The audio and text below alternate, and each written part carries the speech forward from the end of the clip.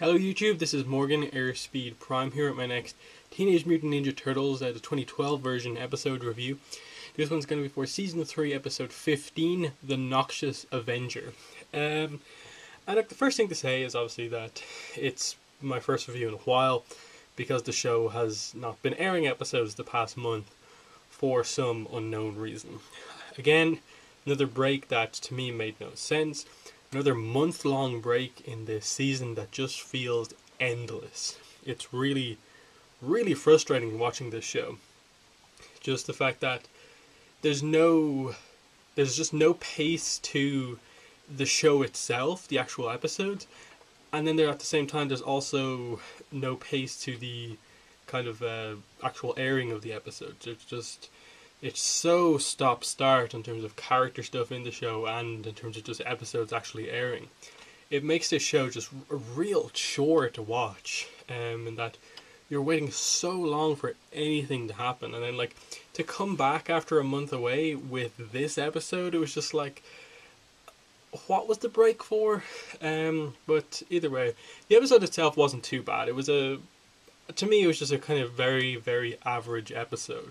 I was worried it was going to be awful 2 minutes in. It was just straight away just like, oh, we're going to mutate this guy and that's what the whole episode's going to be about. And just 2 minutes in, I was just a little bit annoyed with the show because I really dislike what they've been doing with mutating people left, right and center. It just feels like that the writers feel that the only thing in the show that they can ever do to make an episode happen is to have someone else be mutated. It's become so regular and such a thing you expect that it has no impact. You don't care that this guy's mutated because you don't know him that well, and realistically, how often is this guy going to appear again? The difference this time around is that they kind of made a little bit of a big deal about the guy dealing with his humanity, and they kind of focused on his first couple of days as a mutant and how the world would receive him and stuff like that. They went, I think, the complete opposite route with this guy, in that he's one of the most, kind of disgusting mutants that we've seen in terms of just the design of him. Yet, he just inadvertently ends up being considered by the media as a hero, rather than what we would assume maybe the most disgusting of all of the mutants or something like that. And then it's just a question of with everyone, the villains and the heroes are wondering, is this guy really a hero or what? And you find out that for the most part he's just kind of scared in his new position, which added a little bit of character to the whole thing, that this garbage man kind of mutated into two different kind of personalities. The kind of the kind of the monster kind of version, who didn't really have much of a conscience, and then the eyeball called Joe, who was more of a conscience, the right and wrong of this guy, and together they kind of just worked together throughout the whole episode. It was interesting, but again, it's one of those things where, because I doubt we'll see him in too many more episodes, he'll probably appear in maybe one, maybe two more episodes this season. We'll probably see him in season 4. It just wasn't made out to be that big of a deal. And then the other plot of the episode was obviously that the Turtles got apparently spotted by the media for the first time ever, and Splinter got really mad at them. I thought it was a little bit kind of over the top the way they had Splinter act, in that they dealt with all this emotional stuff and how much you can trust them and how much they've done for him this whole season, and then just they get kind of ambushed, taken by surprise by one of these guys after hundreds of missions that have been a success and stuff like that. Yet there's 1 second where the media sees Mikey's back before they're hidden behind their kind of smoke thing, and all of a sudden Splinter's like, no, you're grounded forever, you're not going outside anymore. And then they want to sneak out, and they have to trick Splinter to make things right, and they do in the end. It was just a episode that was just very once off, didn't really relate to the plot all that much. They tried to connect it to the plot with the whole thing of Bebop and Rocksteady wanting to steal this specific chemical, and then they had the Muckman guy do it. I didn't fully understand just what the idea was like that Ewok and Rocksteady were like, they needed to get this guy to grab the chemical for some reason. Like it's just it was weird what they were trying to do. For the most part, I wouldn't call this a kind of plot episode at all. They tried, but to me, it wasn't really that effective. It's interesting still that they're still going. Obviously, the main plot going forward is that Splinter, the Shredder, wants to basically mind control Karai to kind of get her back to normal and stuff like that. But you know, there wasn't really much to this episode.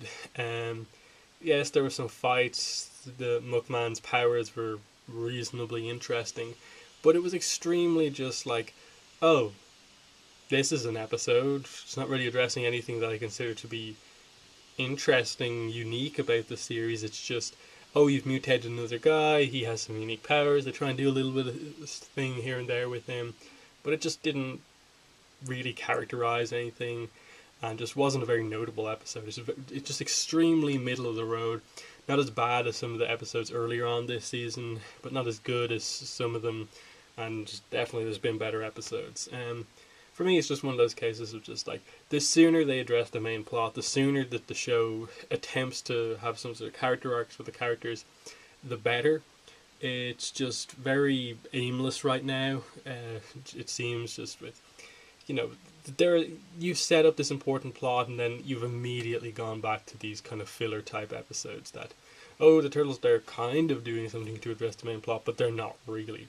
It's just that they have 26 episodes and not enough story to fill out 26 episodes. That's the problem, and it always has been, which I think is the reason why season 4 is only going to be 20 episodes, because 26 is just way too much. Like, we've still got 11 more episodes in this season to go. We've only seen 15 of this season, and I don't know where the plot is going to come for all of this stuff. Because the Krang was set up to be this huge plot. It was this massive thing at the end of season 2, and it's already been resolved, and it's just like, yep, the Krang, they're gone. Fine, everything's done. Yes, there is some plot left in the series going forward, and there's still some questions like about April and stuff like that. But I just, the show needs to do something to really make me kind of care a bit more. Right now it's just like, where is this going? And for me, like, I really hope that the series just airs the remaining 11 episodes 1 week at a time. If there's another break, it's getting really tough to watch this show, just waiting for it. It's been so long. Like, really, this probably should have been like finished already this season. Just about. We should be way further on than we are right now. We've already had like 3 or 4 months of breaks this season. It's just, you know, I don't like to be so negative about a show, any show, but this is just frustrating to watch. You know, you wait a month for the new episode to air, and then it's this, and then I don't really know what the next episode is going to be. I think it's going to relate more to some of the plot stuff, so it should be interesting. But either way, it's nice to have the show back. You know, the last month basically I haven't really had any of the shows on the air to actually review, so it's fun to actually get back to reviewing. But wish it was a better episode. But in the comments, I definitely want to know what your thoughts were on the episode. As I said again, it wasn't awful. There was some interesting stuff they tried with the whole idea of, you know, like, is he a monster? The whole idea of like his conscience, and the Turtles kind of eventually like showing him that they didn't mutate him. They're good guys, and Bebop and Rocksteady were actually trying to use him. It's a kind of typical plot you do with the kind of that character who isn't the most intelligent and kind of struggles with his conscience, and it's left up to other parties to kind of act as his conscience. But it worked reasonably okay. It's just, this show is desperate for plot and character stuff right now, and they're not really getting that. But that's been a video. Thanks for watching, and bye.